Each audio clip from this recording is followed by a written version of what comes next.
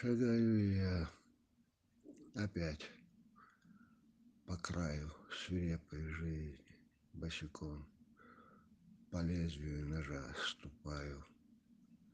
Душа моя стремится к краю, и правда вновь, как в горле, ком. 25 марта 2021 года в Москве был задержан Герман Арбенин, поэт, печатавший свои стихи под псевдонимом Шамиль Арбенин. Следственный комитет России готов предъявить ему обвинение в вооруженном мятеже, участии в банде и посягательстве на жизнь военнослужащих.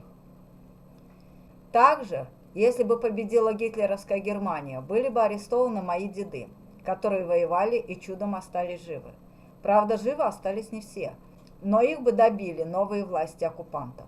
Постепенно, спустя несколько лет, вылавливали бы по всему миру, потому что знали бы, мои деды никогда бы не смирились с оккупацией, а заодно досталось бы и всей семье. В общем, нас бы уже не было. Не было бы большинства русских людей, которые любят свою родину и желают свободы. Даже тех, кто в войне не участвовал. Но геноцид шел бы полным ходом. Я совсем не знала Шамиля. Только услышав из новостей про его арест, стала искать его стихи. Их везде удалили. Кое-что только осталось в Ютубе и в Инстаграме. И я зашла на его страницу в Инстаграме. Вот тут он, совсем молодой парень, сфотографирован с двоими друзьями. И подпись «Назад в прошлое». 1994 год, апрель месяц. Грозненский коммерческий колледж. До начала войны осталось 8 месяцев. Их ждал большой мир, и они его так ждали. Парень заканчивал колледж, готовился к взрослой жизни. Дальше обычно бывает постройка дома, посадка дерева, свадьба, рождение сына. И долгая жизнь со своими сложностями и радостями. Он бы справился, но разом у него отняли все, вместе с бомбежкой его родного города. Затихли взрывы по весне, и нам казалось, все прошло. Мы повзрослели на войне. Вставай, мой друг, нам повезло. Все пули мимо пролетели, ты жив осколком всем назло. Дожить до этих дней сумели. Вставай, мой друг, нам повезло. Весенним птицам улыбнемся, они наполнят мир теплом. Я был уверен, мы прорвемся. Вставай, мой друг, нам повезло. Ну что, мой друг, молчишь так долго? Смотри, как поле зацвело. Давай споем с тобою громко о том, что нам с тобой везло. Но холод вдруг пробрался в грудь и остудил мое нутро. Я думал, ты прилег вздремнуть, и думал, все же повезло. И я увидел небо в тучах, твое спокойное лицо. Мой друг ушел. Да, он везучий, а мне совсем не повезло. А спустя 13 лет напишет он вот еще такие стихи, все еще пребывая там. Да, он и не мог уйти от этого. Точно так же мыслями на войне навсегда остались Симонов и Твардовский.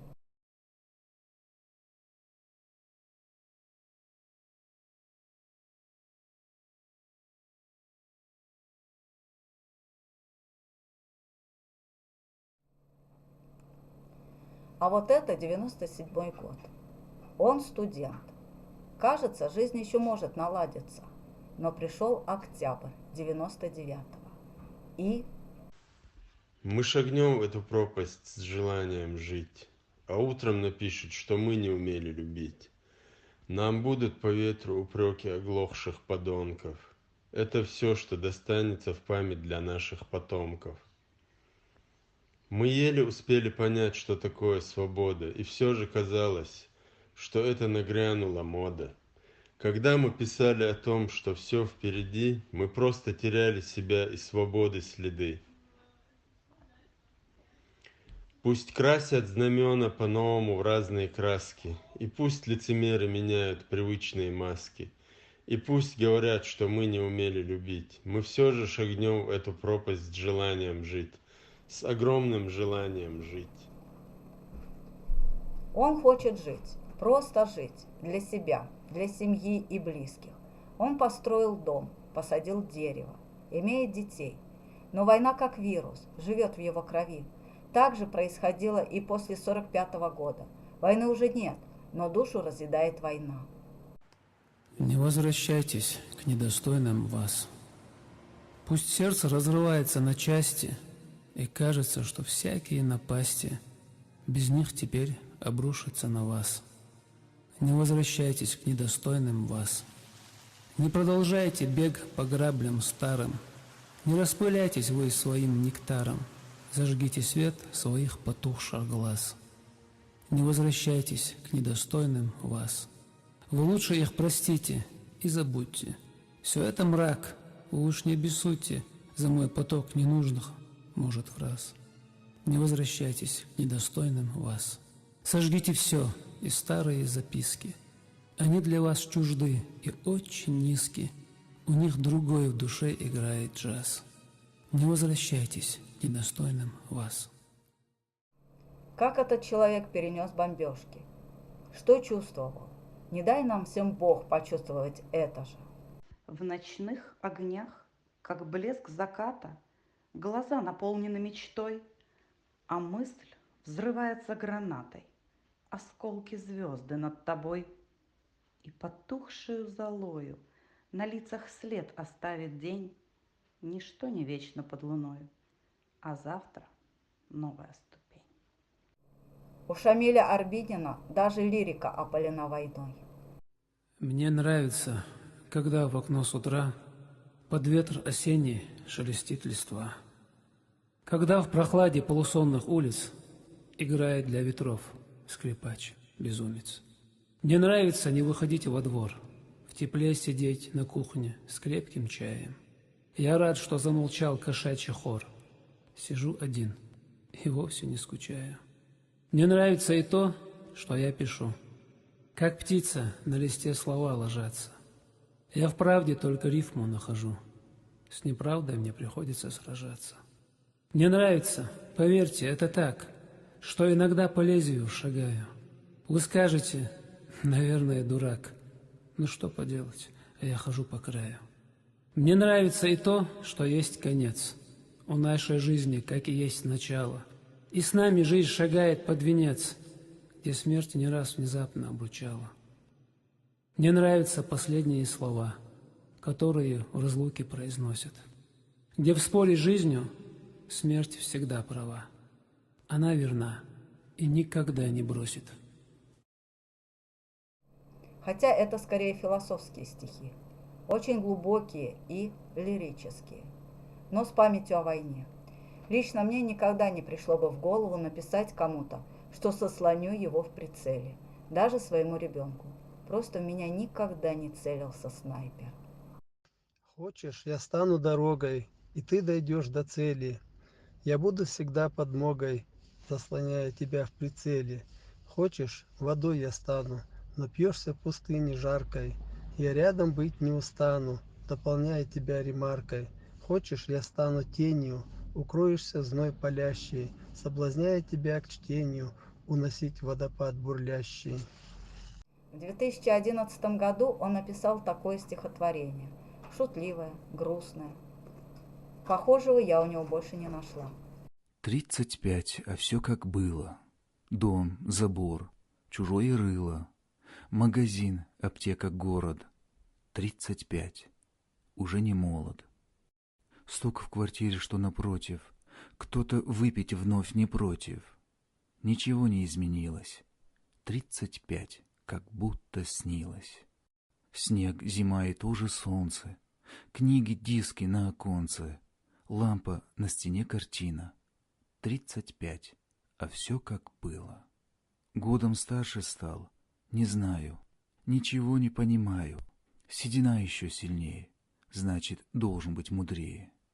Там за стенкой спят соседи, чьи-то жены, чьи-то дети. Кто-то завтра на планете жизнь закончит на рассвете. Так проходят год за годом, может, радует кого-то. Тишина, в феврале холод. 35, и я не молод. Что же, участь знать такая, год за годом провожая, на листке стихи писать. Ночь, февраль и 35. Шамиль любит свой город, которого уже нет и никогда не будет. Ночь опять молчит, тишина домов, стены холодны, темнота дворов. Память освежит прошлое в тебе, ночь опять без сна и тоска во мне. Над землей моей звездная стена, снова тишина, снова не до сна. Не к кому идти, и опять в ночи, в грозном, в тишине песня прозвучит. Я храню в себе прошлое людей, памятью живу, в памяти теплей. Вам верну любовь, что дарили вы, как вы далеки, мной любимый вы. Я согрею всех, кто вернется в дом, улыбнусь опять, вместе мы споем, слезы не сдержу, крепко обниму. Я так долго ждал, тихо прошепчу. Ночь опять молчит, тишина домов. Я смотрю в окно, за окном темно. Редко под окном чья-то тень мелькнет, снова над землей грозный пропоет. Здесь правды нет и путаются в числах, меняя героизм на скучный быт. А смысл бытия порой не в смыслах, все чаще побежденный здесь убит. Дороги превратились в тротуары, на Вену стала походить река, на сказки поменяли мемуары, и все не так, как прошлые века. Не держат слова, данного пред Богом, и выход ищут там, где света нет, и в никуда зовущая дорога, причина неожиданных побед. И холод бьет хлыстом, и мерзнут руки, идет зима, прогнав осенний дождь. Остаться бы с собой, пройдя все муки, романтиком, который любит ночь. Мы сгорали в огне, не хватало тепла, мы тонули в воде, ну а жажда жила.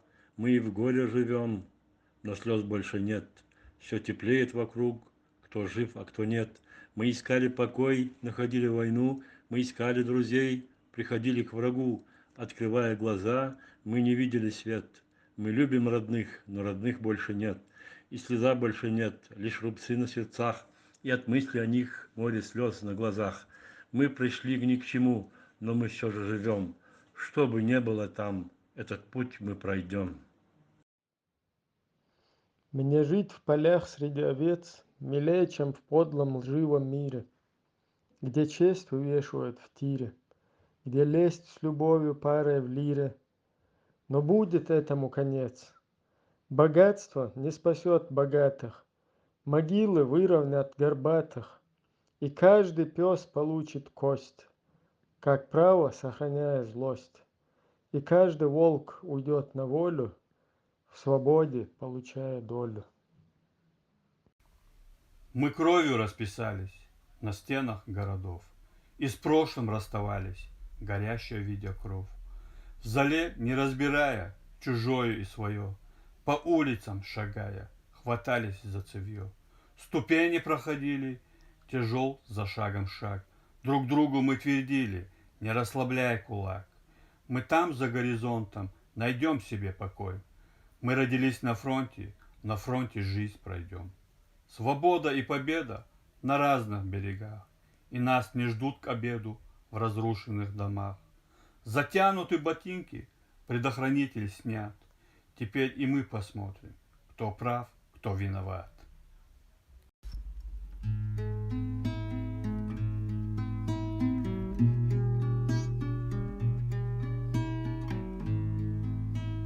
Я не люблю слова без исполнений, голодный бунт без права на престол, и тех, живущих в мире самомнений, и кто тирану накрывает стол.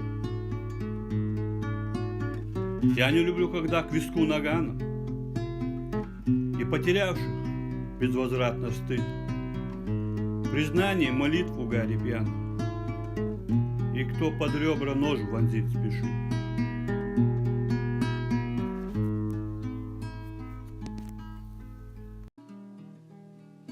Давай научимся любить без обещаний и упреков, и объясняться без намеков. Давай научимся любить и доверять, не проверяя, и помогать, не уставая, и верить сказанным словам. Добро и хлеб все пополам. давай научимся прощать за все, всегда и всех прощая, и снова радостно встречая друзей, как прежде обнимать. Давай научимся тому, чему учил нас дождь осенний и теплый ветерок весенний, и след, что ставили в снегу. Все это нас учило жить, писать стихи, дарить подарки, чтоб жизни радоваться яркой. Давай научимся любить.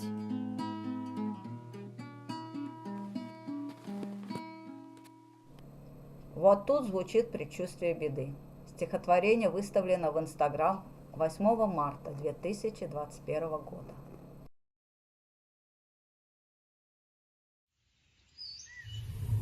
Мне жить осталось, может быть, 2 шага. И я не уверен в том, что жизнь игра. Я не дождусь последнего аншлага, мой выход был на бис еще вчера. Я вырвался к утру из темной ночи, свои следы пытался разглядеть. Еще на шаг становится короче, но не спешил сегодня умереть. Так радует с утра холодный ветер, вдыхая свежо-серого дождя, мой мир уже на жесты безответен. Я с ним прощаюсь, молча уходя. Срываясь в крик под яркими лучами, с души я сброшу тело, как тряпье. Я знал, что здесь мы будем все гостями, и каждое время отбывал свое. А вот это последний его стих. Выставлен за день до ареста. Я чеченец. Что это значит?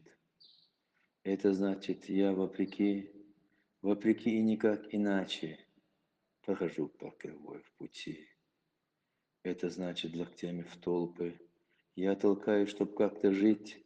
Это значит, мне чужды вопли, даже если хотят убить. Это значит, я должен миру, мне не должен совсем никто. Даже если пишу о мире, обвинят, что это зло. Это значит, что я виновен. Абсолютно во всем всегда. Обвиняют, что в чаше злобен, говорят, холоднее льда. Я чеченец, а это значит, мне проложен нелегкий путь, вопреки и никак иначе. Это есть в моей жизни суть. Этим сказано все. Что с этим человеком будет дальше, легко предугадать. Его осудит суд Российской Федерации, виновен он или нет. Домой он, скорее всего, не вернется никогда.